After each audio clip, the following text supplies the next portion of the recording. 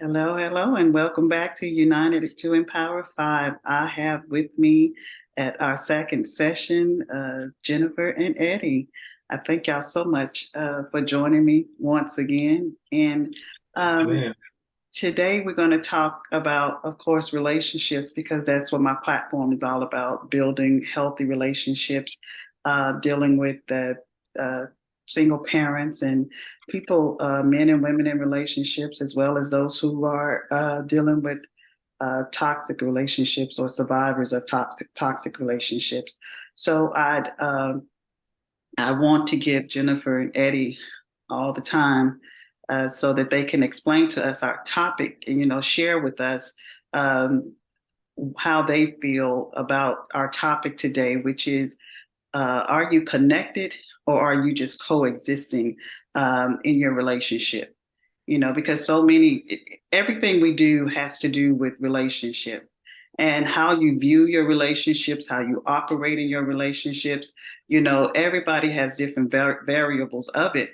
But from a marital standpoint, because I've spoken to a lot of different people in marriages, and I've gotten many different responses back, and that's how I came to this topic of are you connected in the relationship or are you just coexisting? Because there's a difference in that. And I just want you guys to share with, the people um, how y'all feel about it or, your take on it. So the floor is yours. Awesome, awesome, awesome. Of course, she looks at me. I'm a talkaholic, but that's okay. That's all But like right. I said, we would like to just reiterate the fact that this year we'll be celebrating 16 years of marriage, and it's exciting times, exciting times. Anniversary time is always a special time for us, Yes. based on our backgrounds, based on the complexity of our characters. We're always excited to celebrate another year of marriage. And so this is a meaningful topic, connection versus coexisting. And so I don't want to start off with my own thoughts. I want to always go back to the beginning. As we're getting ready to celebrate our anniversary, we'll go back to the beginning. And it always starts with premarital counseling. And so I can't share that enough because I learned a lot of foundational things about Jennifer during premarital counseling. The pastor that did our premarital counseling asked questions that I don't know if I was, let's say, too nervous to ask, but being as though he had a script, he could ask the questions and was justified in asking them, and we had to respond. Mhm. And so during premarital counseling, I learned a lot about Jennifer that segued into this topic, connection versus coexisting. And so, not to sound too cliche, but a lot of this has to do with communication. And in that premarital counseling session, it was very, very important for Jennifer and I to be very open and honest about our relationship expectations. And so that conversation or that series of meetings was the beginning of the connection process. And so that allowed me to get to know Jennifer on a deeper level, where she got to talk about some of the things she feared, some of the things she looked forward to in the relationship, some of the things that, if you know Jennifer, she's not going to tolerate. Yes, I do. Yes. So knowing all of these things pretty much gave me my boundaries. Yes. As husbands, we have a tendency to, want to push buttons sometimes. But by being connected to Jennifer, I know what my limits are. Hmm. I know what to expect. Let's take, for instance, when she came into this room tonight, which is my little office, and she automatically went into Jennifer mode, straightening stuff up, blowing out my keyboard. And there was a time in the relationship, maybe I would have gotten a little angry at that when we were dating. You would have felt some I would kind have of way felt some about it. kind of way about that. Yeah. Now, being as though me and Jennifer are yoked at the hip, we are just Yes. inseparable. It's expected that no matter how clean I think the room is, her eyes are different than mine. And so it may seem trivial, but that's a part of the connection process.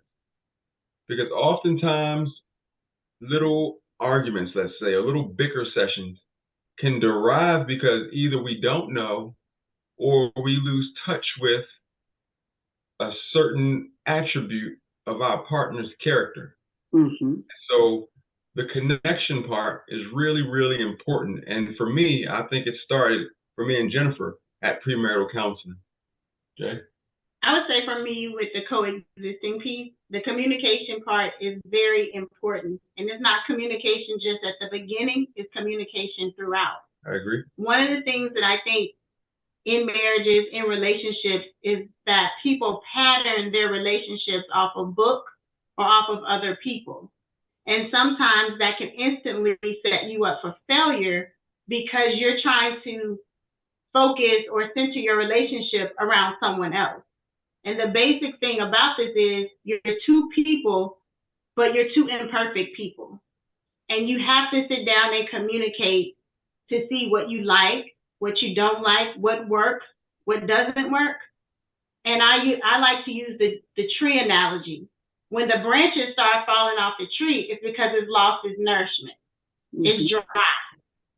So when those branches fall and when things fall in your relationship, how do you renourish that branch to get it back on the tree, or that topic to get you all back in sync? Mm-hmm. So one of the things that Eddie and I do is we both work. Our schedules are crazy. Every week we have a check-in. And in that check-in, it's based around, hey, did anything happen this week that I didn't know happened? Did I say anything that you were not happy about? And it goes both ways. So it's not just one person asking the questions, it's both. And so when we both lay out our expectations or what has happened for that week, and it doesn't always mean that it has to be something negative. It could be congratulating, oh, you did this week, but I forgot to tell you that you did that. I really appreciated that, whether it's washing the dishes or getting the crumbs off the counter. Can I interrupt you? Or an outfit that I thought was fire, that I failed to mention. Okay, you continue. So, that's that connection right there. Because you can interrupt connections. Right. Just like the computers on the internet. The outfits be fire. Sometimes she rush out the house before I get a chance to say something. Okay. That's also part of it. I need to tell you what I thought about how you look. But that's that connection. And y'all have said, just like the last time, y'all saying so much, that you're covering so much ground. You said, Eddie, about the foundation and the boundaries.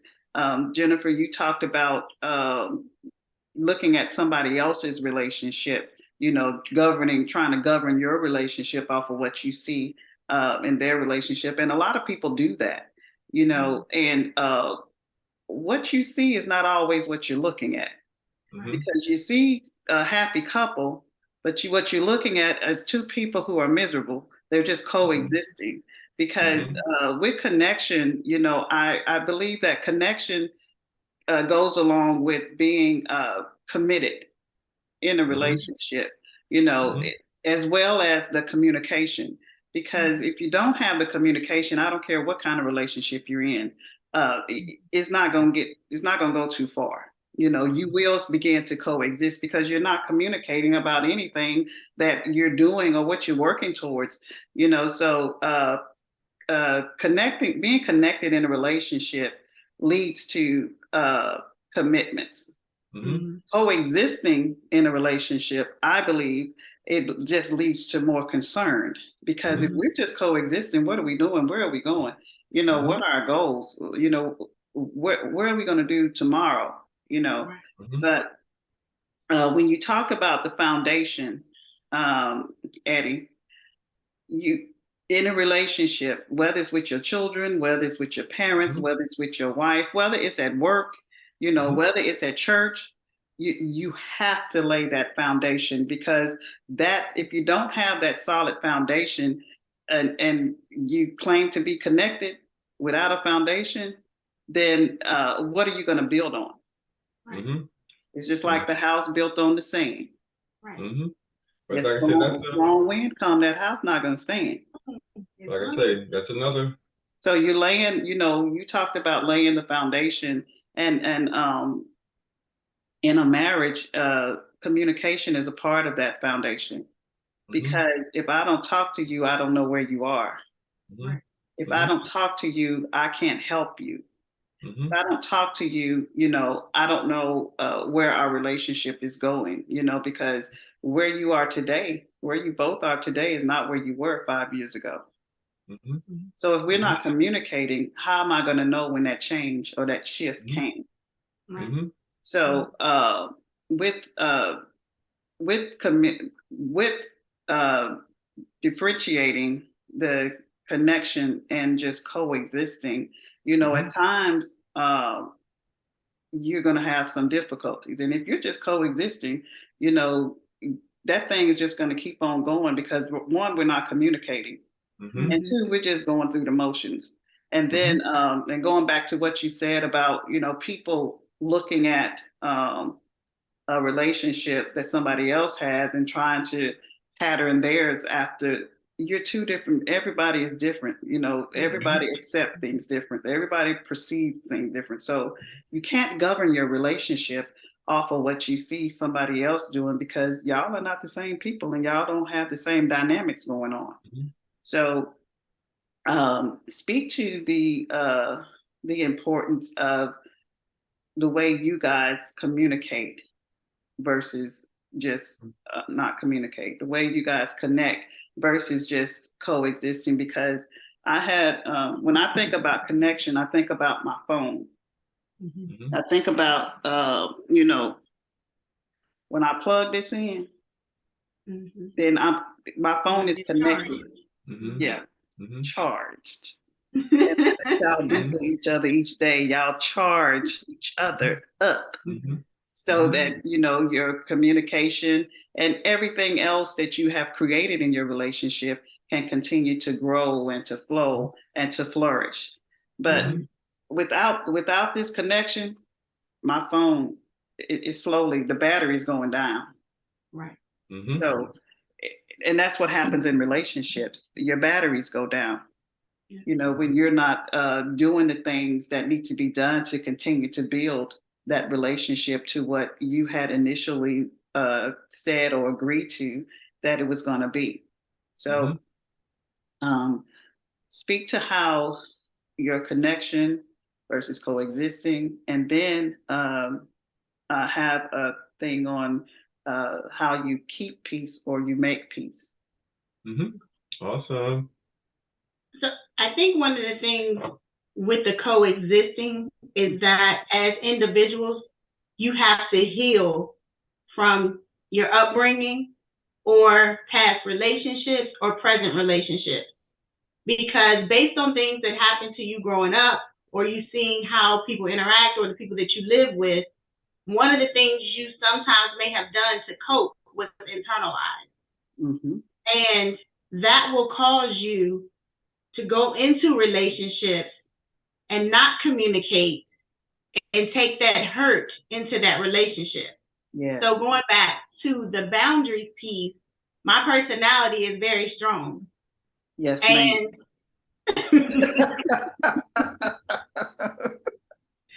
We're connected though. We're connected, but it's very strong. So one of the things Eddie had to teach me about being in a relationship was that I was not by myself. That I was in a relationship with a person that loved me, wanted to be my friend, and my helpmate. But my mindset was that initially when I entered into the relationship was that these are my goals. And so a lot of things that I did initially in the relationship was I had a failure mindset because I was only thinking about myself. So as we continue to grow and communicate, he taught me that I'm your helpmate. God is who holds us accountable. So you will not talk to me any kind of way. We'll watch your tone when you're talking to me. Yes. Just a little snappy sometimes, just a little snappy a little bit around the edges. We got to bring that in. We got to reel that in. And so that was something that I had to be taught because I was good doing that in my professional life, but I was not good doing that in my personal life. And I had to realize that if I want to be treated a certain way, I have to give him the same respect. And so we are very mindful that when things are heated and contentious, we take a pause. And the pause means that we walk off from each other, because once you say something, it's in the atmosphere. And no matter how many sorries you say, no take back. It's already there. No take That's back. right. So we instituted the pause feature, and he'll go his way in the house, and I'll go my way in the house. Don't go There is outside. no going outside, but getting on the phone, calling your friends. It's in the house. In the house. And that's what I call maturity.